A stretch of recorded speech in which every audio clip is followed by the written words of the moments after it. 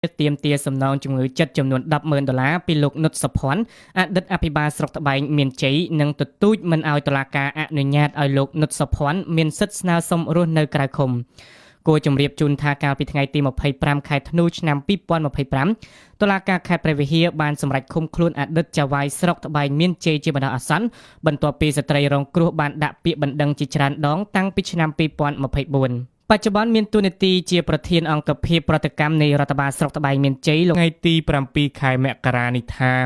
លោកស្រីបានស្នើឲ្យតុលាការកុំយល់ព្រមឲ្យអតីតអភិបាលស្រុកត្បែងមានជ័យលោកនុតសុភ័ណ្ឌអាចរស់នៅក្រៅឃុំបានឡើយហេតុផលគឺដោយសារតែលោកស្រីបារម្ភពីសុវត្ថិភាពក្រុមគ្រួសារនិងសាក្សីជាដើមបើតាមលោកស្រីសួរច័ន្ទពិសីទង្វើបៀតបៀនរបស់អតីតចៅហ្វាយស្រុកត្បែងមានជ័យគឺមិនអាចទទួលយកបានឡើយ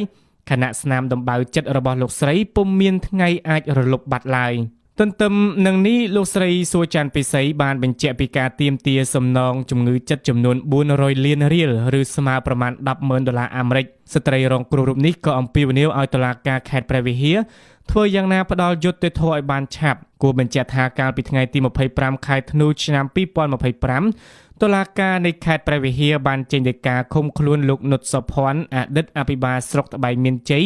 ជាបណ្ដោះអាសន្នក្រោមបទចោទប្រកាន់ប្រទុះគេខ្មាស់ដែលជាបទល្មើសព្រហ្មទណ្ឌ